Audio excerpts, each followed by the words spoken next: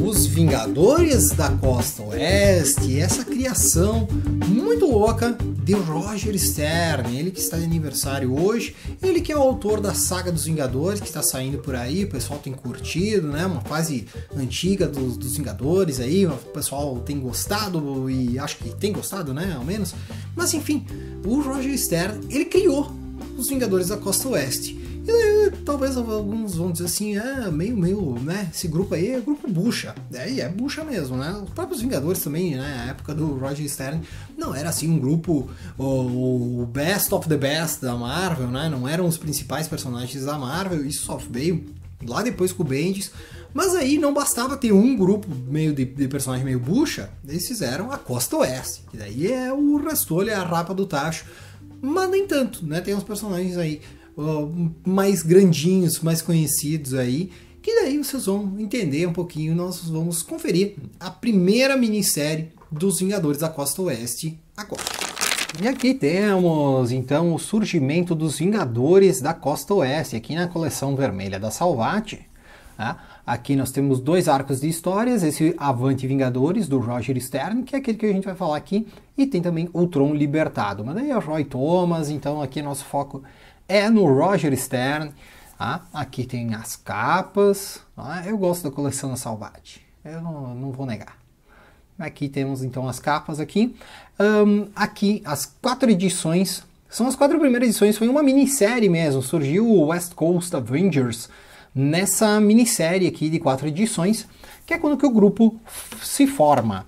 Como é que esse grupo se forma? Bom, primeiro, né, tinha algumas questões ali editoriais da Marvel, até que aqui explica, né, mais ou menos, mas eles não queriam que os Vingadores tivessem 6, 7 membros, não queriam que tivesse muitos membros. Porém, era interessante ter mais Vingadores, vamos dizer assim. Então eles decidiram ali, né, editorialmente, decidiram criar uma nova frente dos Vingadores, chamada das Vingadores da Costa Oeste. Na capa aqui já mostra alguns personagens que poderiam ser parte aqui, por causa que o Gavião Arqueiro ele estava formando, então, os Vingadores. E aí tem alguns personagens aqui que poderiam fazer parte dos Vingadores. Cara, assim, né, a quantidade de personagem bucha nessa capa aqui é fenomenal. Tem até o Ciclope aí no meio. Mas, enfim, Vingadores da Costa Oeste tem um grupinho de bucha, não vamos negar. Bom, a princípio, né, o Gavião Arqueiro ele tá com a Arpia, né, que era a mulher dele ali na época. O Visão, ele era o líder dos Vingadores, então ele deu o aval ali, ele pediu pro Clint formar essa equipe aí, enfim, né. E daí ele vai formar a equipe, daí ele chama a Tigresa aqui, né, ela participa da equipe. Outro cara que ele chama aqui pra equipe é o Magnum. Tá aqui o Magnum. Ele chama também o Homem de Ferro. O Homem de Ferro aqui na época era o Rhodes, tá? Não era o Tony Stark. Então aqui tá formando a equipe, né? A Tigresa, ela tava lá na agência de espionagem da Jessica Drew. E a Jessica achou estranho que ela fugiu, né? Saiu meio correndo de lá e ela mandou um cara perseguir ela, né? É isso aí. Daí vai mostrar aqui esse cara, né? O Mortalha é o nome dele. Enfim, aí ele persegue lá, os Vingadores lutam contra ele, etc, né, ele era um vilão, não sei o que, né, mas enfim, aí por fim o Clint pede pra ele se ele quer virar Vingador, daí o cara diz, não, né, pra ver como que até um vilão extremamente bucha se nega a participar de uma equipe bucha, mas enfim, tá? Daí aqui, nessa segunda edição, vai mostrar esse vilão aqui chamado O Vazio. E é bem interessante aqui a história dele, é uma tecnologia que ele tem, etc. Mas ele consegue fugir ali fazer uns crimes aí, né? Uns assaltos, etc. E ele consegue fugir do Magnum, e o Magnum fica puto. Então tem toda uma questão aí que o Magnum pede ajuda pro restante dos Vingadores. Ele fica meio de cara com esse vilão que conseguiu fugir, e é um vilão que nunca tinham visto antes, né? Enfim, daí eles vão tentar caçar esse vilão aí, eles têm aí uma série de problemas, eles não conseguem. Cara, é um cara que nunca tinha feito nada da vida e ele consegue dar um jeito de fugir dos caras, né? Enfim, Lá pelas tantas, né, o cara ali com a sua tecnologia, etc., sai de lá de dentro. Esse cara aqui não é o Conde Nefária, ele parece o Conde Nefária, mas ele é o Graviton. Cara, o Graviton aqui, ele começa então a fazer algumas coisas aí, olha, muda o tempo em alguns lugares, né, as condições climáticas, e ele começa a virar meio que um líder de máfia aí da cidade, né, de Los Angeles aqui estamos falando. E nisso, então, os heróis decidem que vão dar um jeito, né? Porque eles estavam meio que perseguindo aquele vazio e eles descobrem ali. Então eles acabam descobrindo aí no decorrer da história que tem o Graviton aí por trás disso. Então eles vão lutar contra ele, mas tomam um couro desgraçado do cara. O Magnum até fica preso no fundo de uma piscina, tá? Cara, daí ele sobrevive, né? O Magnum não morre aqui, né? Aparentemente ele tinha esse poder de não morrer. Enfim, daí todos os heróis vão tentar ali lidar com o vilão. Aqui, ó, vale a pena ressaltar aqui que o Rhodes então mostra que ele é o Homem de Ferro, que não é o Tony Stark, e eles até ficam meio impressionados porque eles pensavam que era o Tony Stark.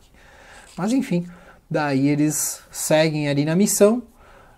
Cara, aqui tem até a moça aqui da máscara, né, que é o pessoal, a Madame Máscara. O pessoal liga ela bastante com as histórias do Homem de Ferro, etc. aqui. Mas, bom, não é bem ela aqui, né? Na verdade, depois a gente vai descobrir que é a Tigresa disfarçada. E ali nessa tal festa ali do Graviton, então os heróis se infiltram na festa. O Magnum tira forças do além e consegue lutar contra o Graviton. Para quem não conhece, o Graviton ele tem meio que os poderes de gravidade e ele consegue vencer todo mundo com isso, tá? Ele foi um vilão assim que foi vencido pelo Thor anteriormente, mas ele é extremamente poderoso e é bem difícil dos caras lidar com ele, porque ele lida com a gravidade, né? Enfim, daí até o Homem de Ferro ele tem que se ligar na rede elétrica da cidade para ficar mais poderoso, para poder ter uma chance de lutar contra o vilão. Enfim, daí o pessoal ali se junta e conseguem dar cabo dele. E essa aqui então fecha a história e daí fica um bom tempo aí sem Vingadores da Costa Oeste, apesar deles existirem, né? Não tem uma mensal deles aí por algum tempo. Tá? E aqui daí já é a história do Ultron, que daí não vou me aprofundar muito, mas só queria mostrar um pouquinho dessa arte aqui, porque eu gosto bastante desse artista. Olha só, uma arte bem diferente aí, dos anos 90, até deixa eu ver qual que é o nome dele para não falar bobagem. É o David Ross. Tá? Ele faz essa arte aqui nesse estilo aqui, que é bem bacana, mas enfim, é a historinha do Ultron aí a gente não precisa focar, mas é uma historinha que é complementar aí, na verdade é uma outra história dos Vingadores da Costa Oeste, que não tem nada a ver com o início da história, e aqui o nosso troço é o Roger Stern. Então vamos dar mais uma aprofundada sobre Vingadores da Costa Oeste agora. Pessoal, então assim, é uma coisa bem peculiar, né? É um grupo que tem base ali em Los Angeles, ali, né? Não é Nova York, daí tem o Homem de Ferro, por causa que o Homem de Ferro na época ele atuava por ali, né? Ali nessas redondezas. Inclusive, né? Esse aqui é o comecinho, né? Depois quando que vai trazer outros personagens, outras formações, etc. Também vai ter o Cavaleiro da Lua, por exemplo, também, que era ali da cidade. E, enfim, né, coisas meio estranhas ali, coisas peculiares da costa oeste dos Estados Unidos. Então, sempre foi um grupo bem menos poderoso do que o da costa leste, né? Costa leste sempre tinha lá o Capitão América, por exemplo. Aqui, quando que teve o agente americano, era quando que tinha alguém fantasiado de bandeira. E o Homem de Ferro teve em alguns momentos aí, mas assim, a principal fase dos Vingadores da Costa Oeste nem é essa do Roger Stern, né? Ele criou os personagens aí, né? Com essa ideia editorial, como eu falei pra vocês, né? Que não era para ter muitos Vingadores, etc., mas era legal Vingadores.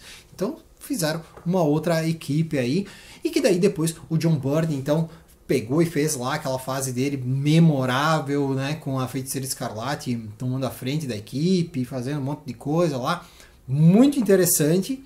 Aqui é legal para conhecer mesmo, né, esse primeiro arco de histórias, essa minissérie em 4 edições, só que mostra assim mesmo que o grupo era meio ferrado, né, era a galera se juntando em 5, né, ali era 5, 6 personagens aí, pra lidar com um vilão que era um vilão meio bucha, sabe? Então eram umas coisas assim, meio que mostrava, sei lá, a ideia era fazer um novo grupo super poderoso de heróis, mas aquilo que a gente vê é uns personagens meio bucha tendo problema para lidar com Graviton, lidar com Vazio, um personagem que não existe, sofrendo para vencer do Mortalha, sabe?